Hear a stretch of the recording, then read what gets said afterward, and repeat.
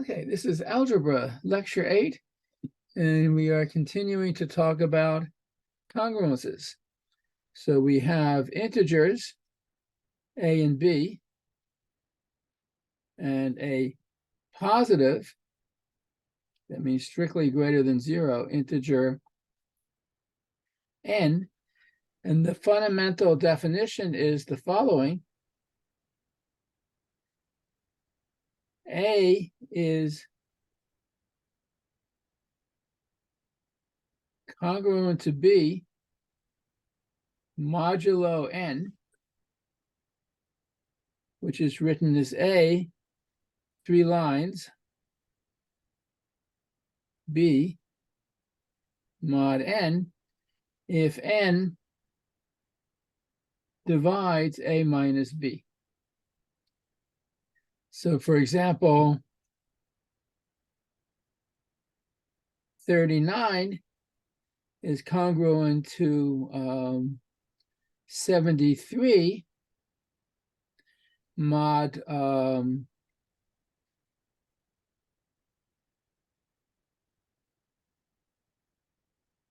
8, for example, because, so this is A, this is my B, this is my N. Let's see, A minus B is 39 minus 73. Let's see, is this right? I shouldn't say that. Let's say, let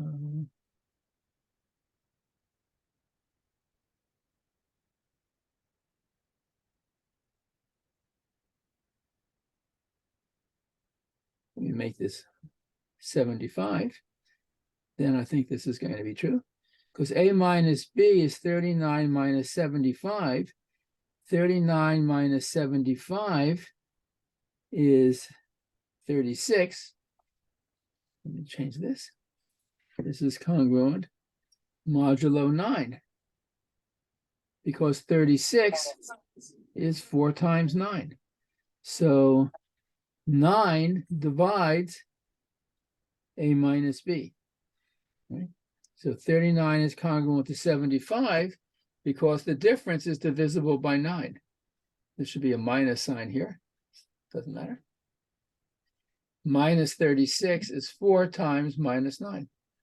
Or let me write this as minus 4 times 9. Right? Right? So two numbers are congruent, mod n, if n divides their difference. So 39 minus 75 is minus 36. Minus 36 is a multiple of 9, is divisible by 9. So 39 is congruent to 75 mod 9. So this is an essential definition for this whole course. So you have to get very familiar with it. And some properties of congruences are the following. First of all, it's reflexive. That means A is congruent to A mod n. So you fix the modulus n. Fix n. We almost never look at congruences with respect to different moduli. So we fix the modulus n, so every number is congruent to itself, because A minus A is 0, and 0 is divisible by everything. Second property is symmetry. Congruence is symmetric. If A is congruent to B mod n, that implies B is congruent to A mod n. Why is A congruent to A? Let me just write down the proof of this, because it's very simple. A minus A is 0, and 0 is 0 times n. N divides every number. So n divides A minus A, so A is congruent to A mod n. A congruent to B mod n means A minus B is divisible by n. It's some k times n, which means if you just multiply by minus 1, B minus A is minus kn. That is minus k times n. So if A minus B is divisible by n, B minus A is also divisible by n.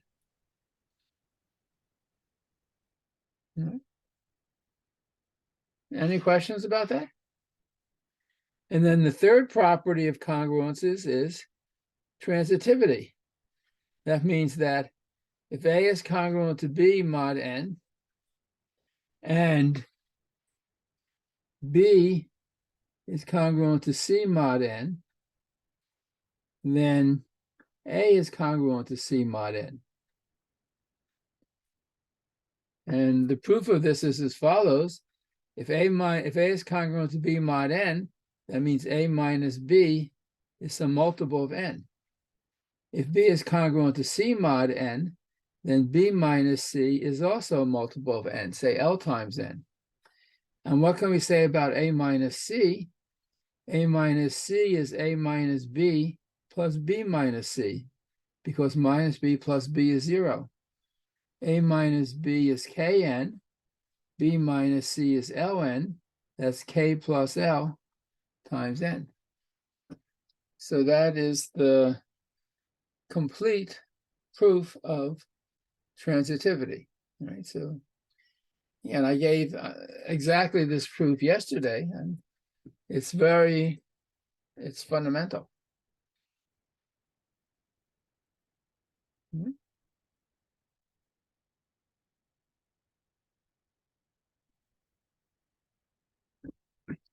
Any questions about this, about congruences so far? So then we also define the notion of a congruence class or a residue class. So the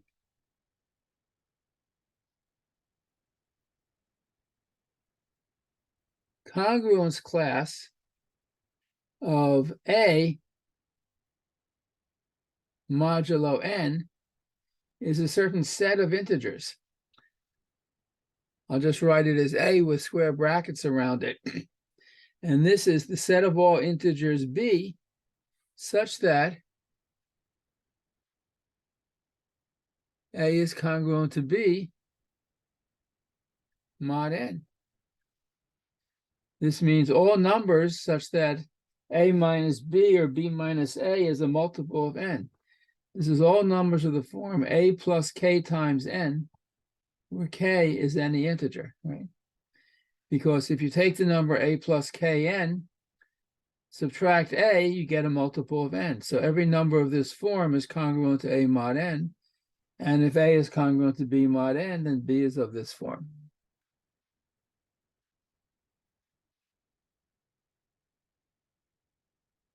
Okay. And in every congruence class, there's always the smallest non-negative integer. So every congruence class contains positive and negative numbers. So the set of non-negative integers in this set is not empty. And by the well-ordering principle that every non-empty set of non-negative integers contains the smallest element, this congruence class always contains a smallest number. And that smallest number is just the remainder when you divide A by n. So by the division algorithm, you can always write A as some number q, the quotient, times n plus a remainder, where the remainder is between 0 and n minus 1, which means that A minus r is q times n. N divides A minus r, so A is congruent to r mod n. So every number is congruent to some integer between 0 and n minus 1.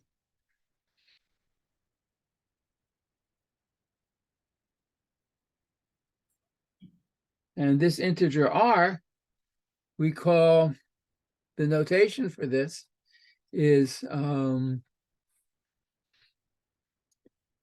just the remainder when you divide A by n. So the remainder when you divide by n of the number A, that's the remainder. And that's some number between 0 and n minus n. So every congruence class contains this remainder. And there's a very nice lemma about this, which says the following.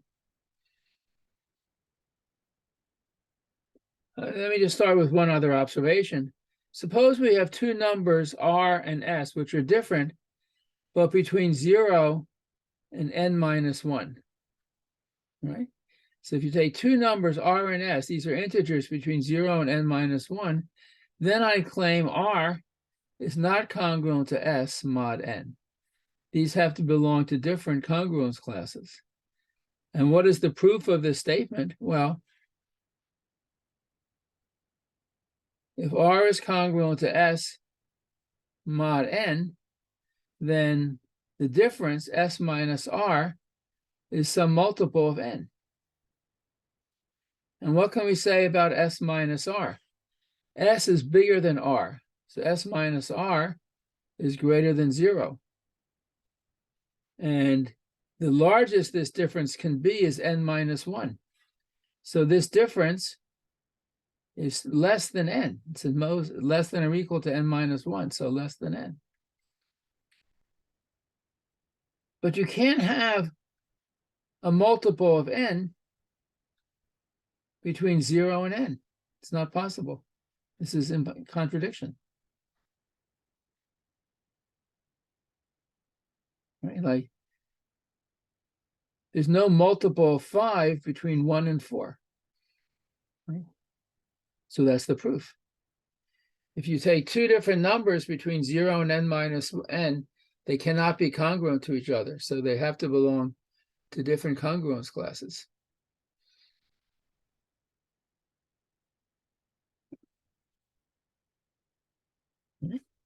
I mean, this is just like saying if you take the numbers, I don't know, 10 and 17,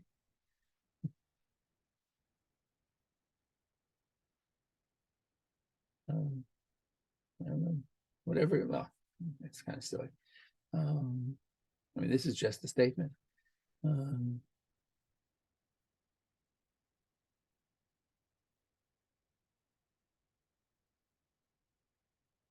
If s and r are different numbers between 0 and n minus 1, their difference is positive and less than n, so it can't be divisible by n. Any number divisible by n is at least n in size.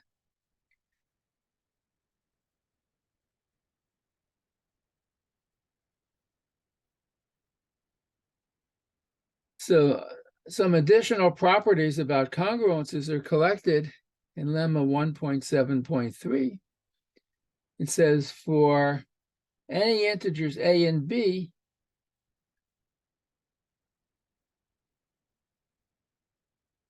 the following are equivalent statements.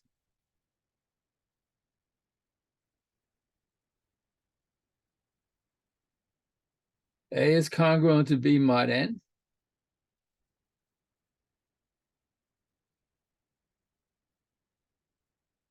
The congruence class of A equals the congruence class of B.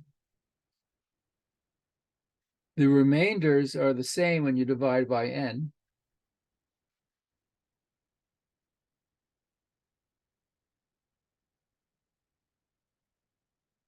And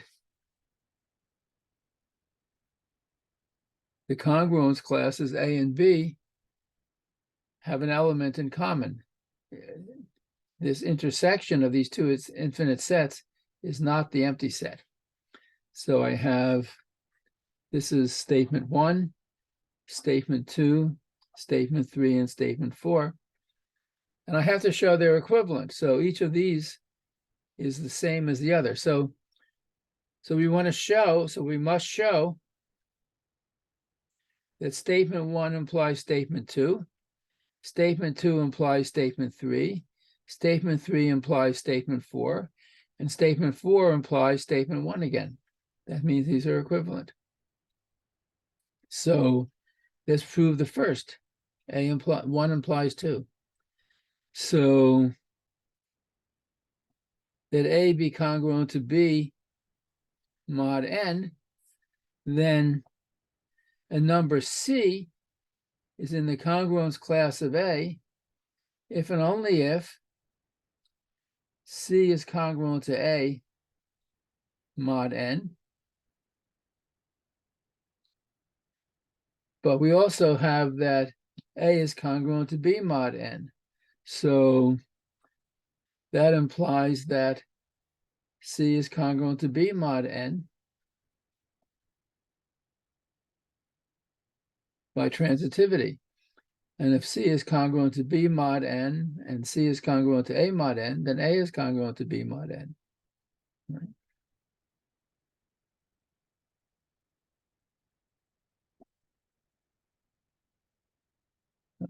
Let me just do this in one line. That's the easiest thing. So suppose A is congruent to B mod n. So this is our hypothesis, right? If C is in the congruence class of A, then C is congruent to A mod n. But we also have that A is congruent to B mod n. So by transitivity, if C is congruent to A and A is congruent to B, C is congruent to B mod n, which means C is in the congruence class of B. So that says that if A is congruent to B mod m, then every element of the congruence class of A is in the congruence class of B. So this set is a subset. The congruence class of A is a subset of the congruence class of B. But then you can repeat this argument. If you take an element in the congruence class of B, then it's in the congruence class of A. So the same argument will show the congruence class of B is contained in the congruence class of A. And if you have two sets and each is contained in the other, that means their sets are equal. That's the definition of equality of sets. So we just proved that statement 1 implies statement 2. If A is congruent to B mod n, then the congruence class of A is equal to the congruence class of B. Right?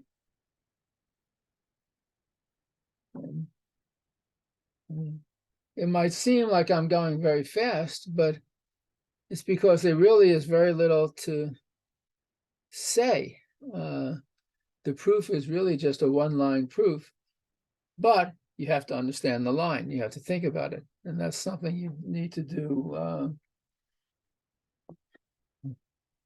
in a quiet place where you can study. So that shows 1 implies 2. I want to show 2 implies 3. So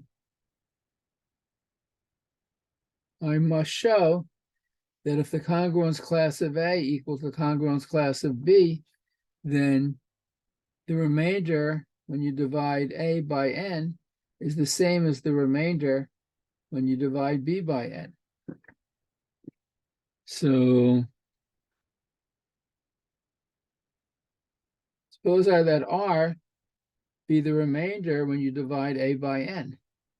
That means that A is some quotient times n plus this remainder R. That's the division, that's the division, that's the definition of the remainder. But if the congruence class of A equals the congruence class of B, that means B is in the congruence class of A. That means B is congruent to A mod n. That means B minus A is some multiple of n. So that means B is Kn plus A. But A is Qn plus R. So this is Kn plus Qn plus R. This is K plus Q times N plus R. But what does this say? This says B is a multiple of N plus R. And again, this R is between 0 and N minus 1. So that means the remainder you get when you divide B by N is the same number R, which was the remainder when you divided A by N. So that's the proof of the second statement, that 2 implies 3. So therefore, 2 implies 3.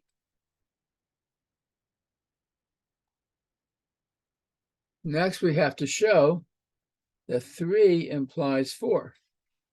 3 is the statement that the remainder when you divide by a by n is the same as the remainder when you divide b by n.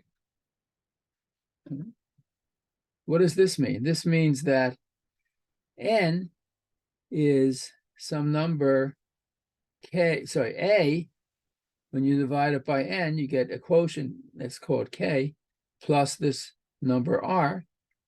And b, when you divide it by n, it's like ln plus the same remainder.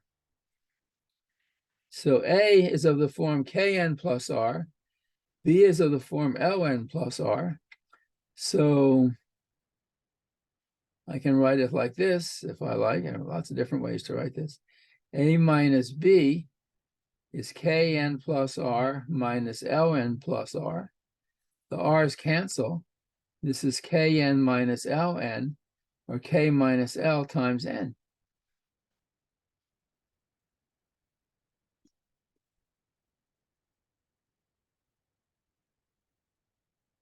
So this means that a is congruent to b mod n, because a minus b is a multiple of n. So this means that a is always, every number is congruent to itself, and a is also in the congruence class of b. So these two congruence classes contain at least the number a.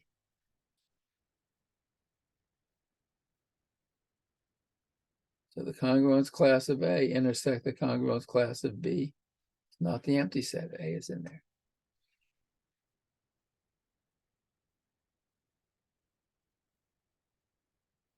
Again, all these things are quick and easy to write down, but they require a lot of time, a lot of study to understand what's going on.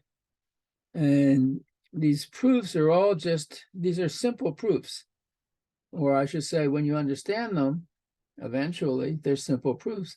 And these are the sorts of things that are so short, I can ask you to do in an exam. Right? The exam will definitely contain proofs, and some things of this sort are like basic proofs that would be in the exam. Okay, and then the last part is to prove that in my notation, 4 implies 1, namely, we must prove that if the congruence class of A and the congruence class of B contain an element in common is not empty, then A is congruent to B mod n. So the proof, again, there are many ways to do this. Suppose that C is some number in the congruence class of A and the congruence class of B. So then C in the congruence class of A means A is congruent to C mod n. And C in the congruence class of B implies B is congruent to C mod n. And by symmetry, if B is congruent to C, then C is congruent to B. And by transitivity, if A is congruent to C and C is congruent to B,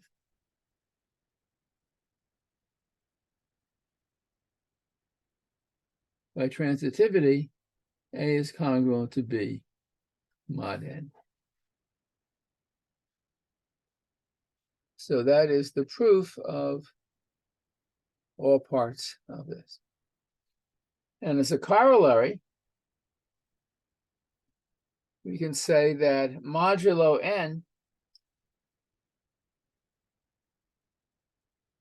there are exactly n distinct congruence classes modulo n, and they're given by the least non-negative remainders. the congruence class of 0, the congruence class of 1, the congruence class of 2, the congruence class of 3, up to the congruence class of n minus 1. Now,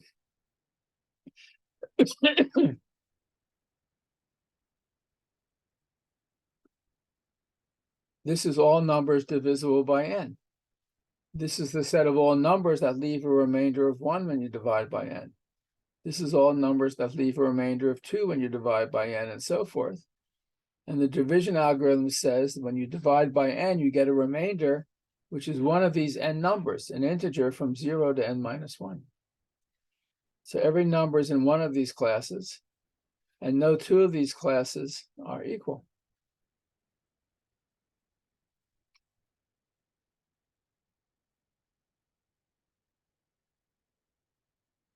And what is sometimes written as z sub n,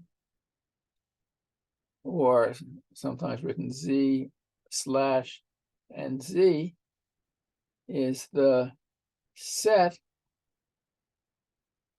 of these n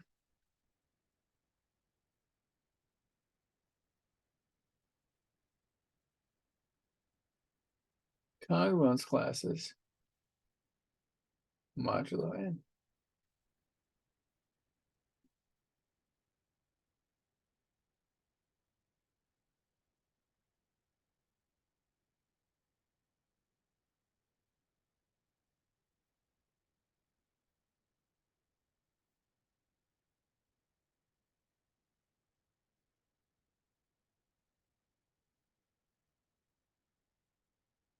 Okay.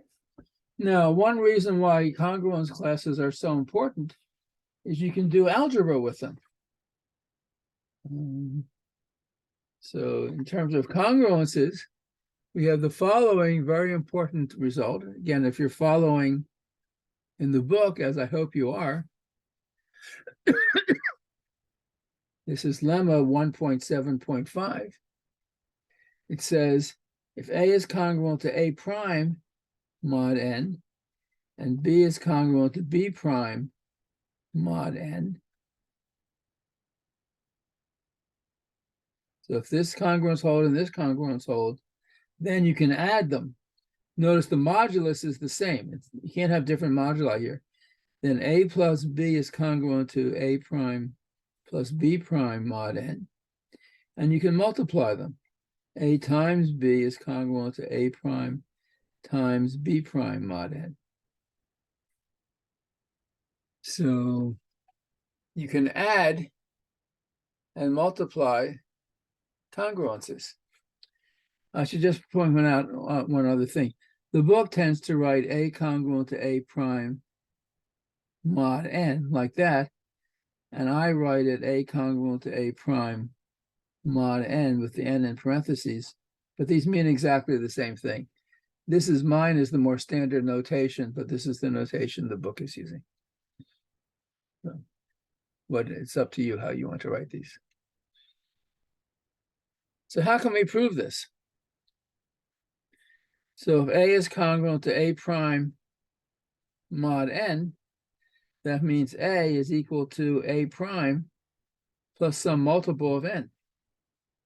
And B congruent to B prime mod n means that B is equal to B prime plus some other multiple of n.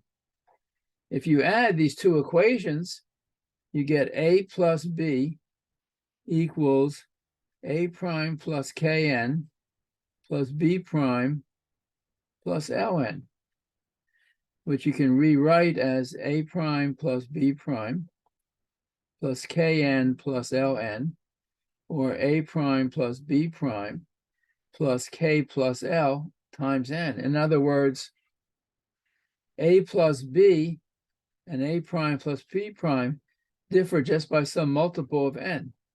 So this is the same as saying A plus B is congruent to A prime plus B prime mod N.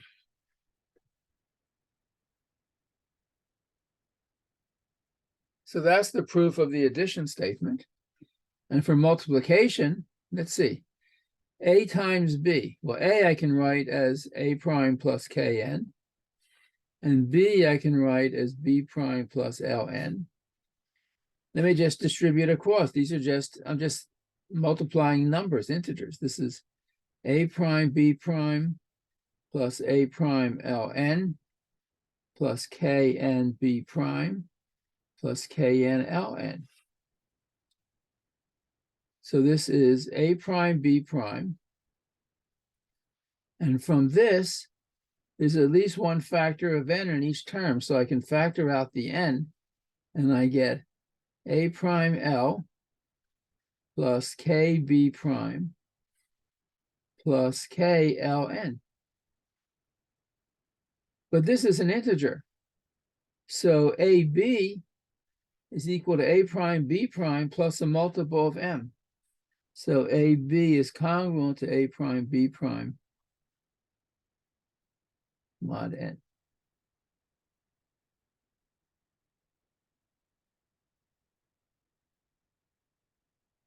And that's the proof.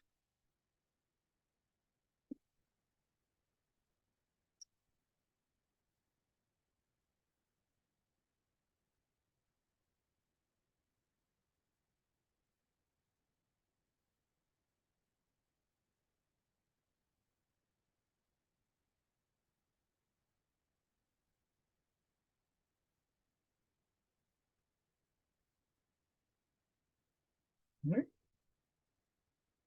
Now, one consequence of this is one can add and subtract and multiply congruence classes just the way one does with integers. So again, let Zn be the set of n residue classes or congruence classes, they mean the same thing, modulo n. That is, Zn is a set that has n elements. And each of these n elements happens to be an infinite subset, an infinite set of integers, but Zn itself only contains these n elements, right? So, for example,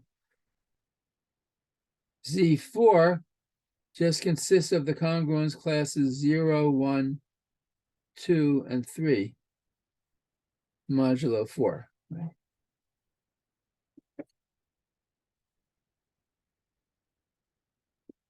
And we can define addition and multiplication of congruence classes.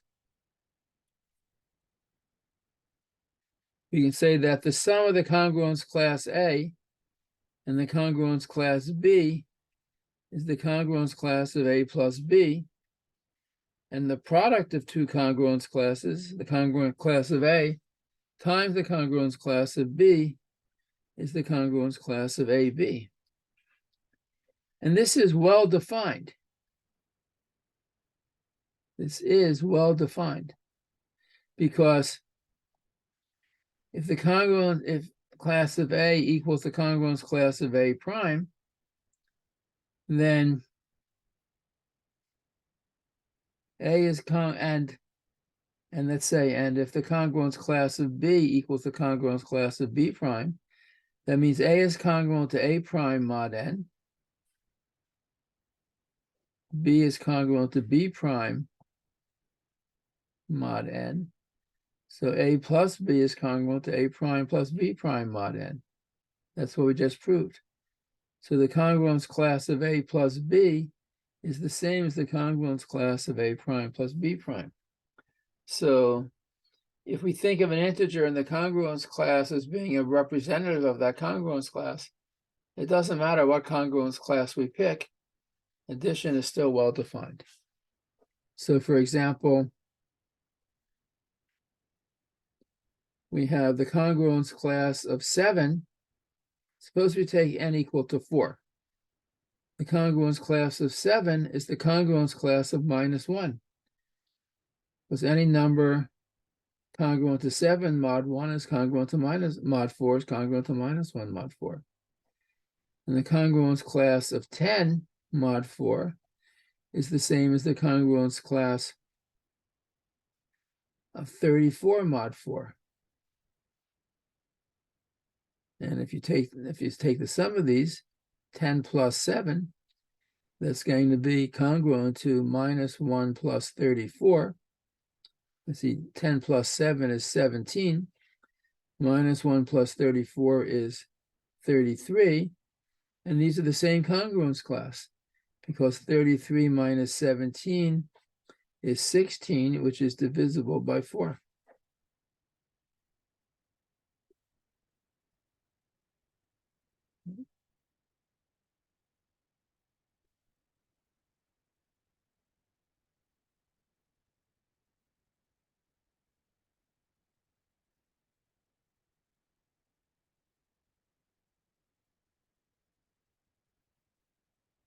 Okay.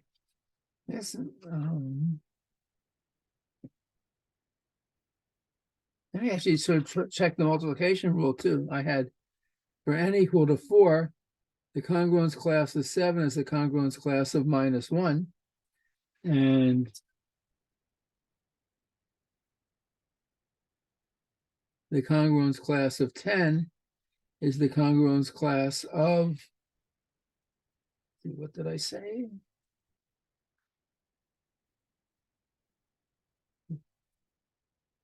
$34.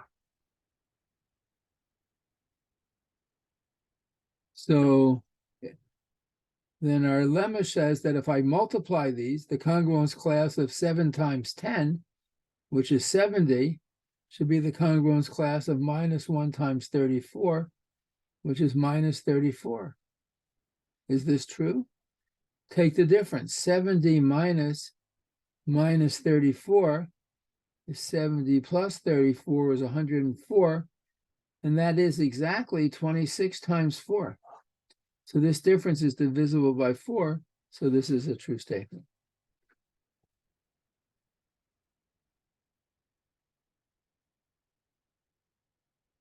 So here's just a simple exercise for you to do right now, and either tell me by voice or type in the chat what the answer is. Suppose I take a modulus equal to 7. So compute the remainder of 32 modulo 7. Compute the remainder of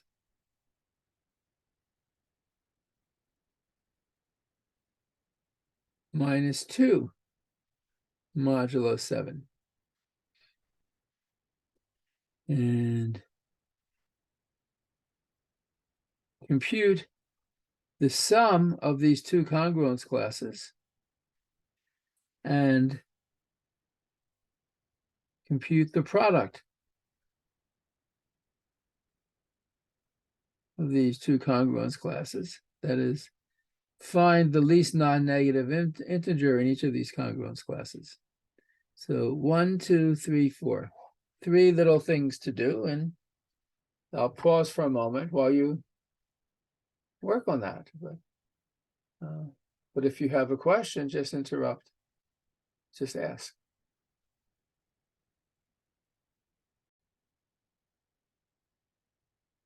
If you take 32 and you divide it by 7, what is the remainder?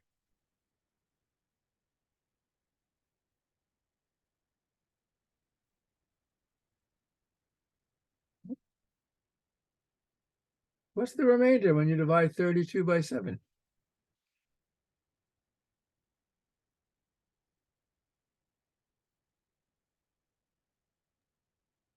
Is it 4? 4. Let's see. 7 into 32 goes 4 times, and it leaves a remainder of 4. Okay. What's the remainder when you divide minus 2 by 7?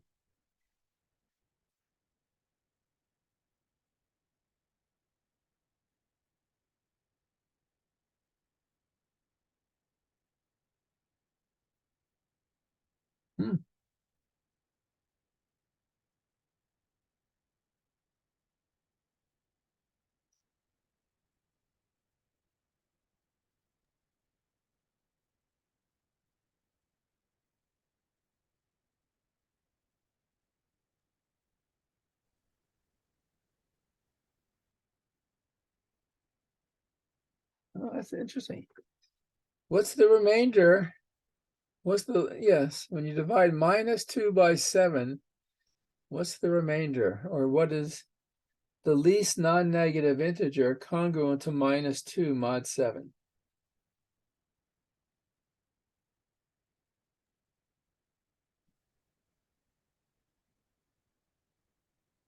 Is it 1? Is it Negative 1. 1? So let's say the congruence class of -2. This is all numbers of the form -2 plus a multiple of 7, as for all integers k.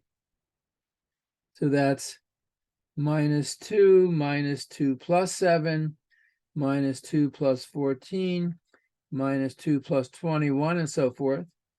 Or in the negative direction, -2, -7, -2, -14, minus. All right, so all this infinite set of numbers. This is, let's see, -2, 5, 12, 19, -9, -16, -23. This is the set of all numbers congruent to -2 mod 7. And what's the smallest non-negative number in that set? It's 5. So the remainder, when you divide -2 by 7, the non-negative remainder is 5. Because in fact, -2 is equal to -1 times 7 plus 5, right? The remainder has to be between 0 and 6 when you divide by 7, right? So, and what is it? It's 5.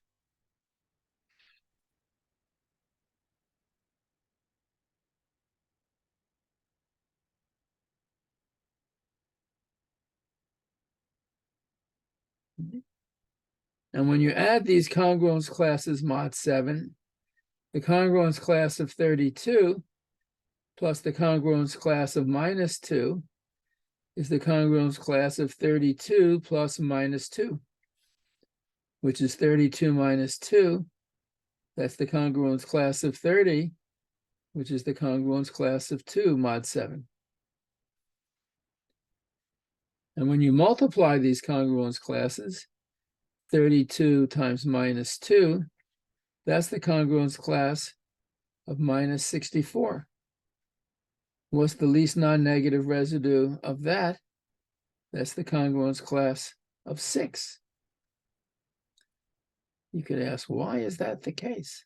Well, -64 is congruent to 6 mod 7 because -64 minus 6 is -70 is -10 times 7.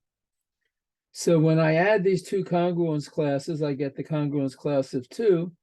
And when I multiply them, I get the congruence class of 6.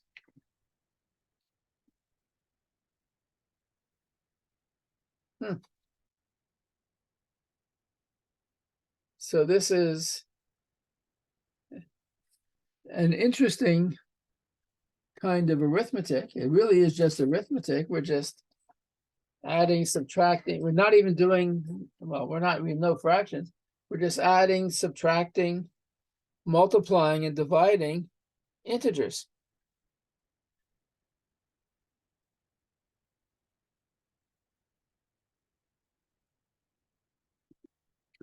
Okay, now this procedure of adding and subtracting congruence classes has very nice properties.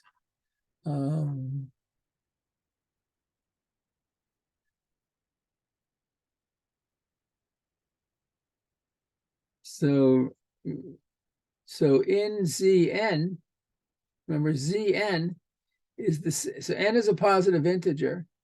Zn is the set that consists of n congruence classes, modulo n. And they can be represented by just the non-negative integers from 0 to n minus 1. And we define addition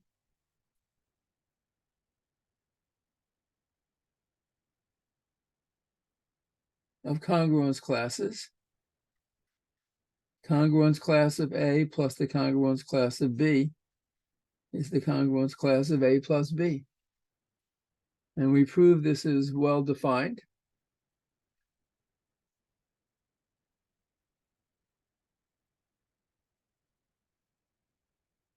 And we define multiplication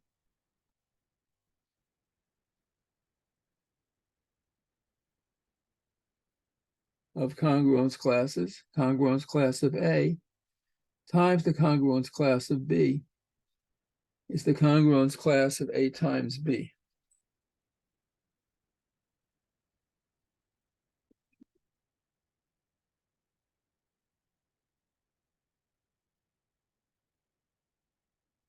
And so in this set, it's a finite set of n congruence classes.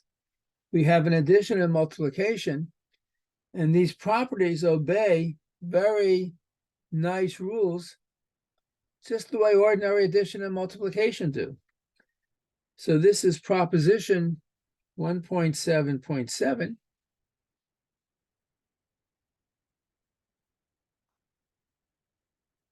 So if we look at addition in this set Zn is commutative and associative.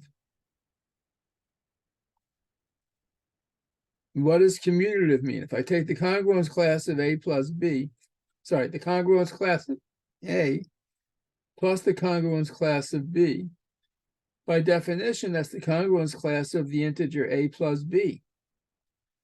But we know addition of integers is commutative. The A plus B is the same as B plus A. These are the same number. And this is the congruence class of B plus the congruence class of A.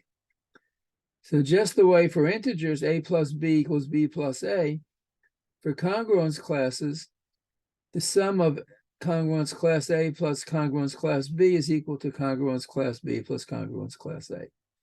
That shows that addition is commutative. And what does it mean to show it's associative? So for integers, associative means A plus B plus C is the same as A plus B plus C, because addition is a binary operation. You do things two at a time. So if you take A plus B and add them and then add C to that, you get the same thing if you add A to the sum of B plus C. And I claim the same property holds for congruence classes. So if I take the congruence class of A plus the congruence class of B and add them, and add the congruence class of C to that, what is that? The sum of these two congruence classes is the congruence class of A plus B, and I'm adding the congruence class of C. And the sum of these two congruence classes is the congruence class of the integer A plus B plus C. But this integer is the same as this integer. This integer is the same as A plus B plus C, which is the congruence class of A plus the congruence class of B plus C, which is the congruence class of A plus congruence class of B plus congruence class of C. So that's a proof that addition of congruence classes is associative.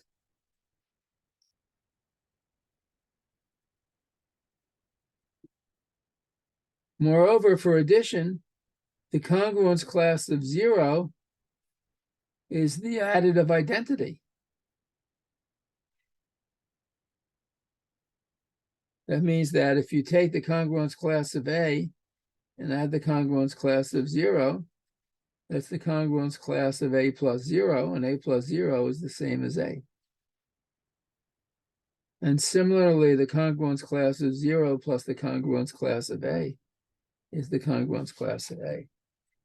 So the congruence class of 0 is like the number 0 for ordinary integers. But again, you have to remember the congruence class of 0 is some infinite set of integers. It's 0, n, 2n, 3n, minus n, minus 2n, and so on. This is a congruence class. It's an infinite set, but when you add these sets, these rules are satisfied. And similarly, every congruence class has an inverse under addition.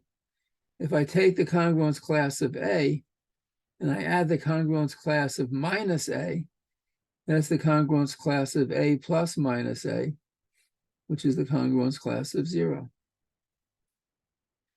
So for example, if I take modulus 7, if I take the congruence class of 2, that's the set of numbers 2, it's all numbers that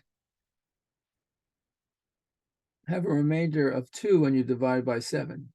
2, 9, 16, 23, minus 5, minus 12, and so forth.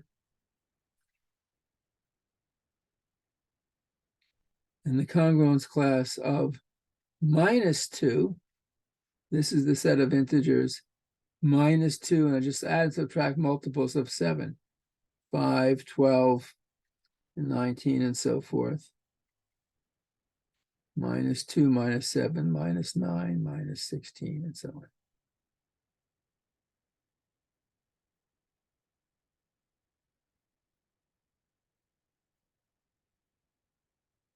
And so the congruence class of 2 plus the congruence class of minus 2. I mean, if I were actually to take any number here, like 23, and any number here and add it, what is this number? Well, this number is 7. Take any number here and any number here and add them, you get something which is divisible by 7. This congruence class is the congruence class of 0. We get all multiples of 7 from this.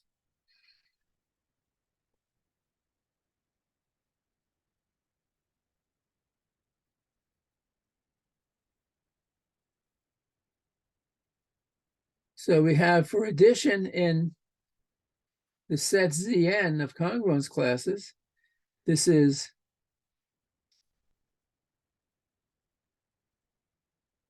commutative,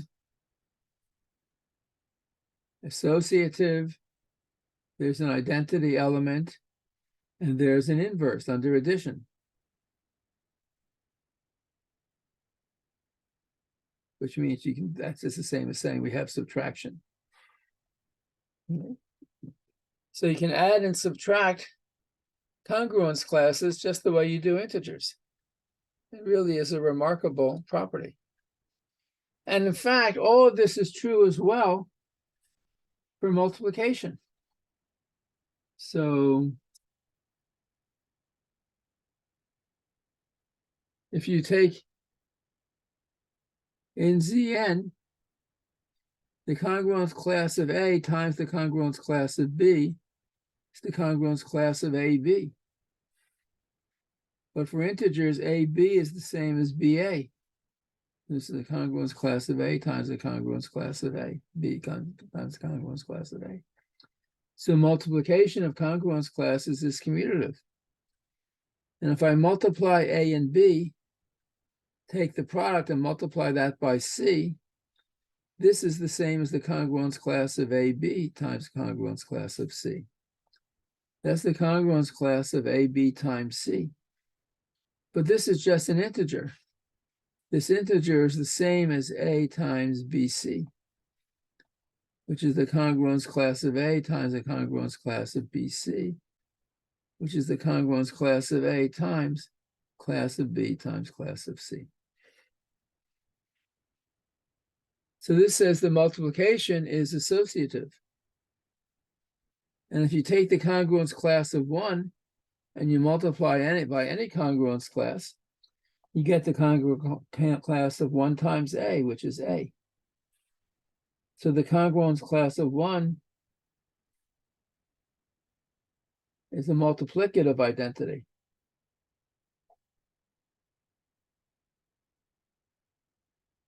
But there is no, or not necessarily,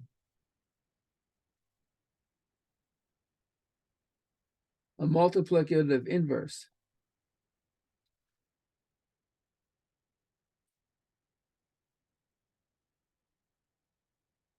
So for example, if you look at the integers modulo 4, there are 4 congruence classes.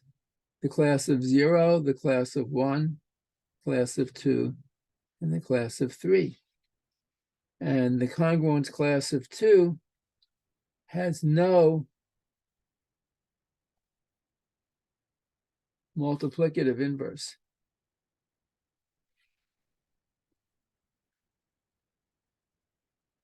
There's nothing you can multiply. There's no congruence class A where the congruence class of 2A, sorry, let me say congruence class, congruence class of 2 has no multiplicative inverse. That is, the congruence class of 2 times the congruence class of B is not equal to the congruence class of 1 for all B. So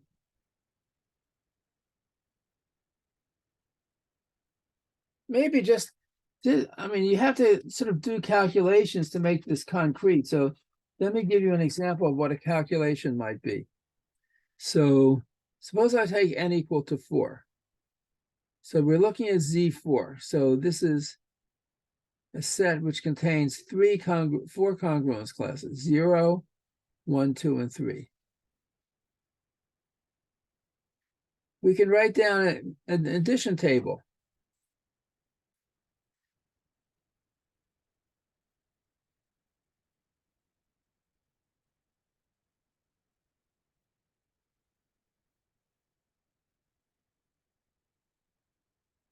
Add.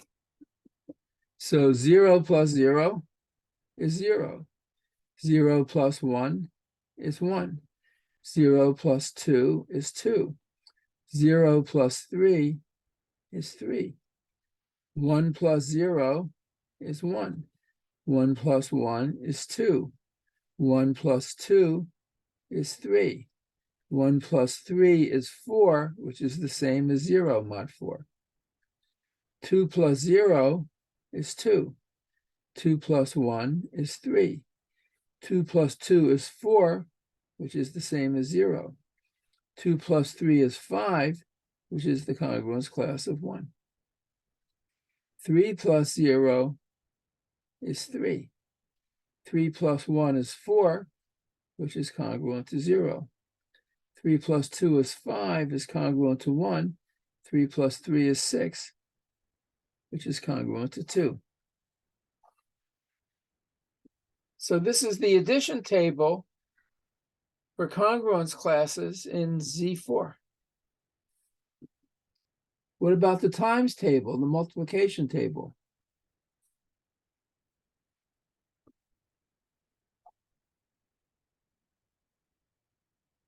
So I have my 4 congruence classes, 0, 1, 2, 3, 0, 1, 2, 3. Of course, multiplying by 0 always gives 0. So this is just 0 here and 0 down here. And multiplying by 1 times 1 is 1, 1 times 2 is 2, 1 times 3 is 3, and 2 times 1 is 2, and 3 times 1 is 3. What is 2 times 2? When I multiply these 2 congruence classes, I get the congruence class of 2 times 2, which is 4, which is 0 mod 4. And 2 times 3 is 6. The congruence class of 6 is the congruence class of 2 mod 4. 3 times 2 is 6. Congruence class of 6 mod 4 is the congruence class of 2. 3 times 3 is 9. 9 is congruent to 1 mod 4. So the congruence class of 3 times 3 is 1. So this is the multiplication table mod 4. And this is the addition table mod 4. And it's a useful exercise to work out these multiplication and addition tables for small in the moduli n.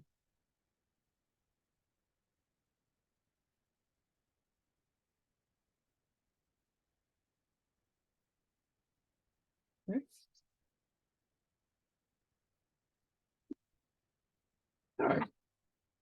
Let's do one more example. Here's an example for you to do. Suppose I take n equal to 3.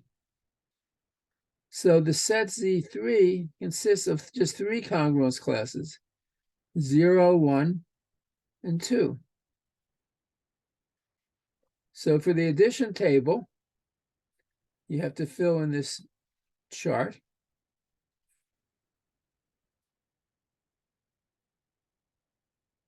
You put in what each sum is.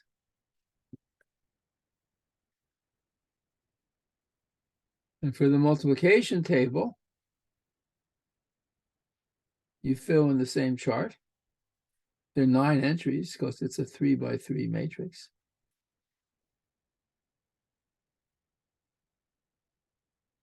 This is what you get when you multiply. So take a minute and compute this table.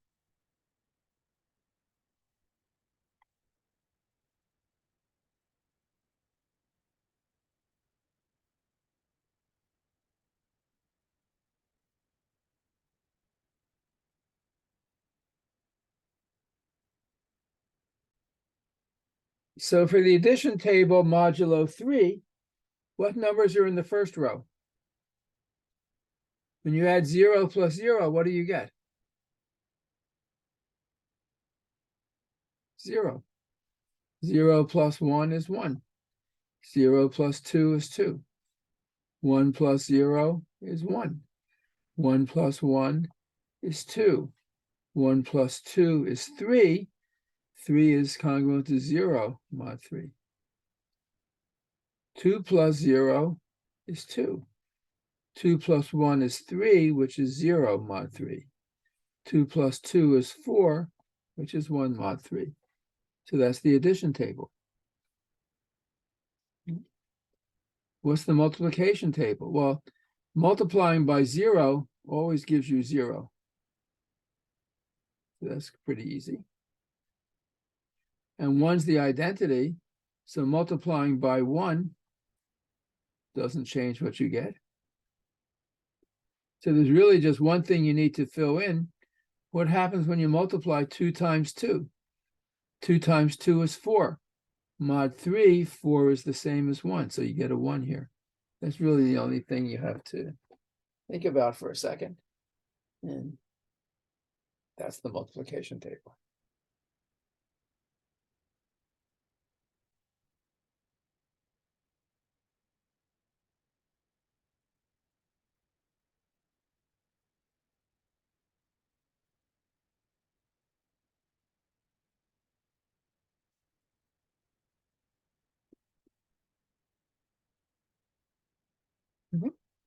All right, there's one last result I want to prove in this section, and that is something which is called the Chinese remainder theorem,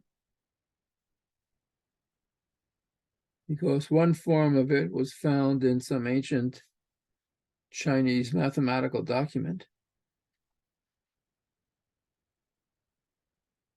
but has been discovered, I'm sure, independently very often. So everything we've done so far has been addition and multiplication with respect to a fixed modulus. We haven't been looking at 2 different moduli at the same time. But in the Chinese remainder theorem, we do. So we start off by taking 2 positive integers that A and B,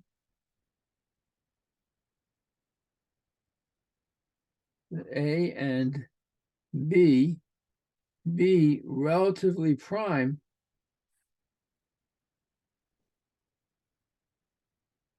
positive integers. Like you would have A equal to 6 and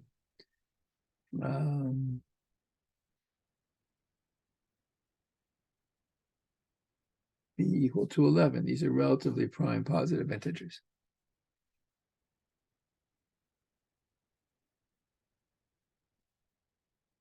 Let alpha and beta be any integers. They don't have to be positive. They don't have to be different. They're any integers. And the theorem says you can simultaneously solve 2 congruences. There exists an integer x such that x is congruent to alpha mod A and x is congruent to beta mod B. So the same x satisfies both of these congruences.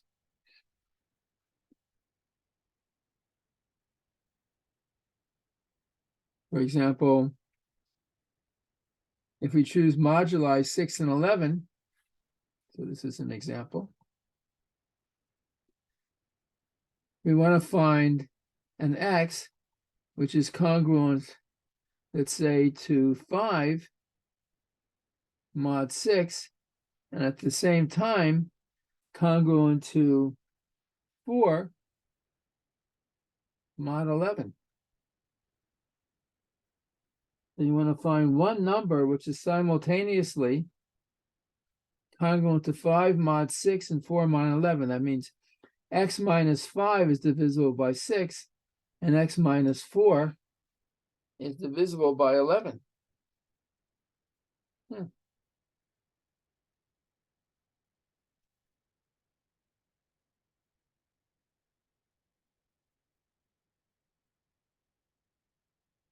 Actually, can anyone solve this problem? Can you find a number which is at the same time congruent to 5 mod 6 and 4 mod 11?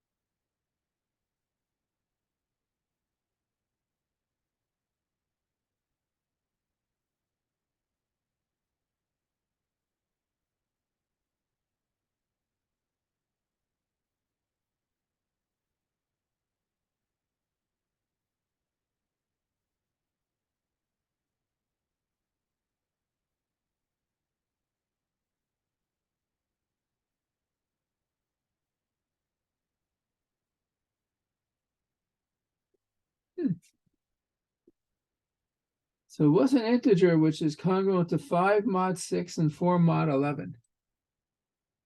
Anyone figure that out? This is a good test problem.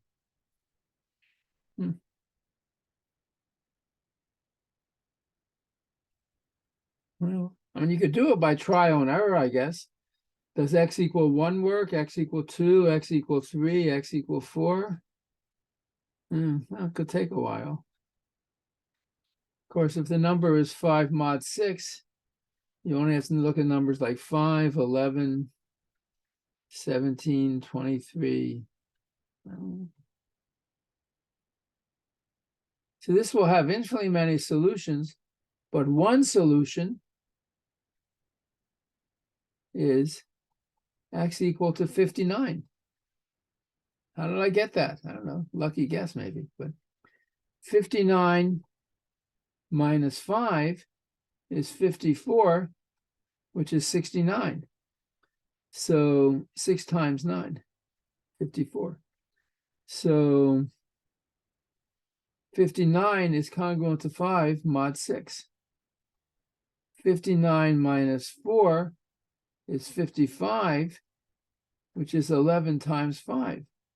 So 59 is also congruent to 4 mod 11. So this actually works.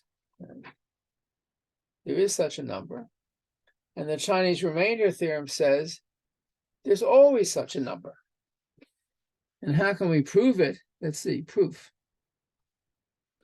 Well, proof. We're told that A and B, these moduli, are relatively prime. That is, the greatest common divisor, the GCD, is 1. So there exist integers, S and T,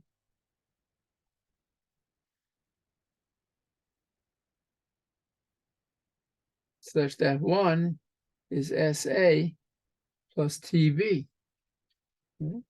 Two integers are relatively prime if and only if some integral linear combination of them is equal to 1.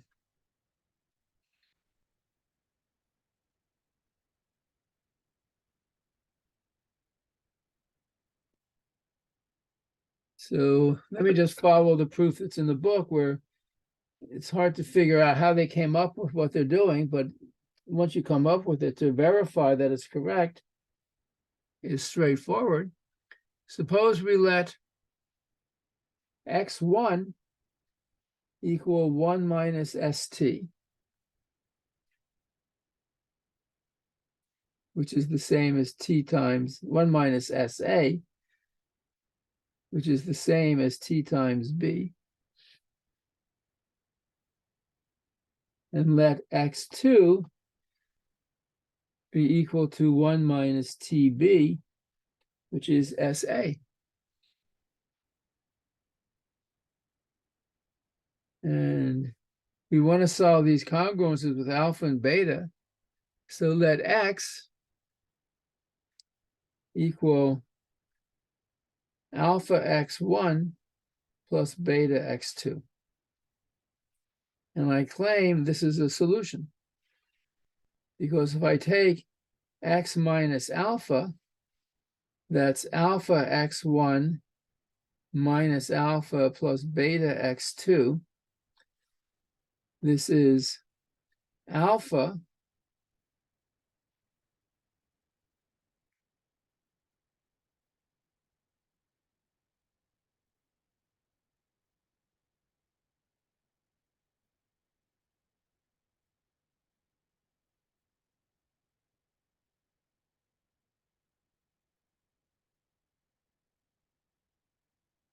what is x1?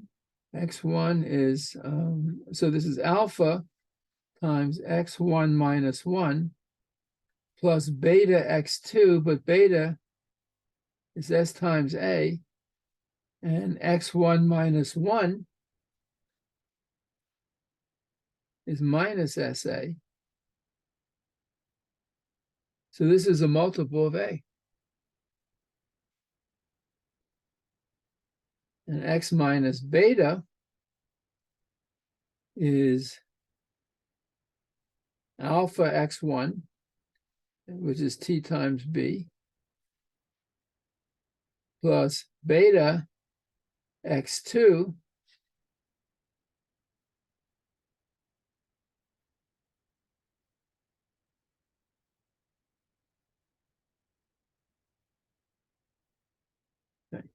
x minus beta is alpha x1 plus beta x2 minus beta.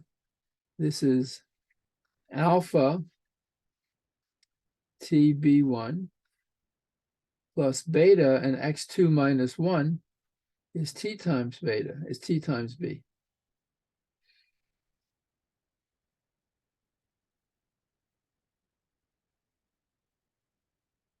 And this is a multiple of b.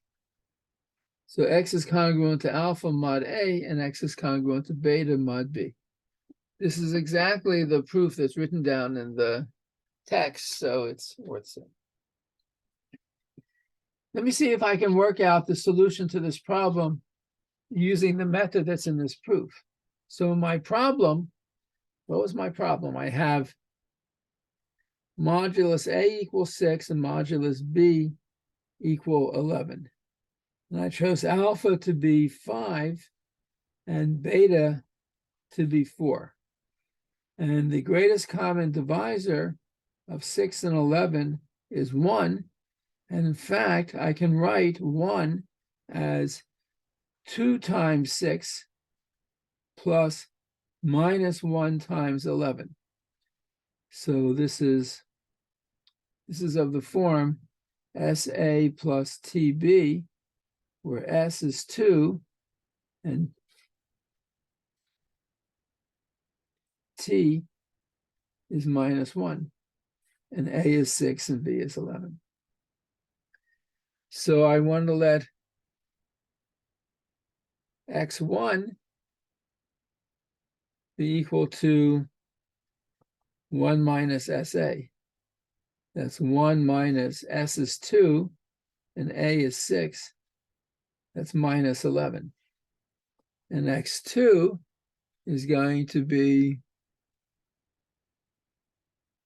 SA, which is 2 times 6, which is 12.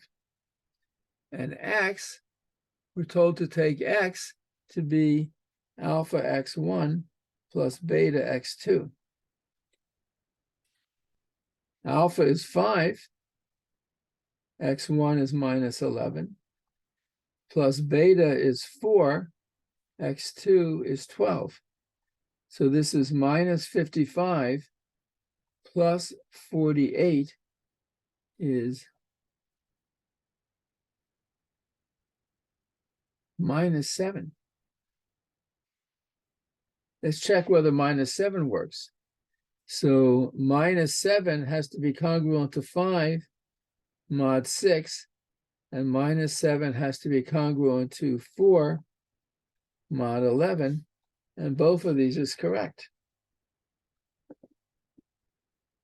And the second part of the Chinese remainder theorem is that any number that's congruent to the product of the moduli would work. So the moduli are 6 and 11. That's 66.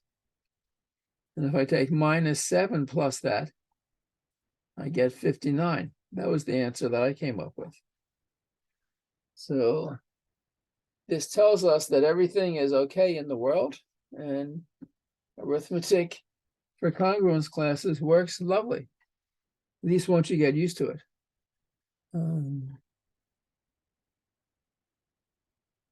So there are a few problems at the end of this section, many of which will be on homework, but I will probably put together some additional problems that are more numerical examples for you to look at just to get used to dealing with congruences. Okay. All right. Any questions about any of this today?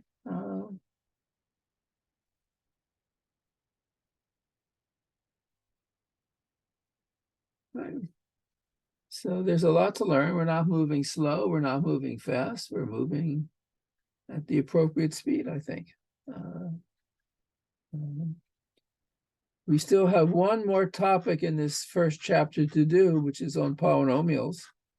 And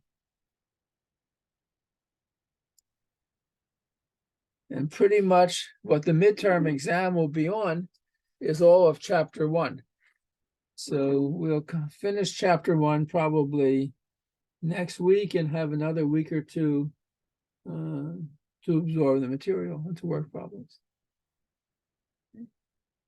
So we've just finished the section on congruences, and the final section, 1.8, is on polynomials, some properties of polynomials that are important.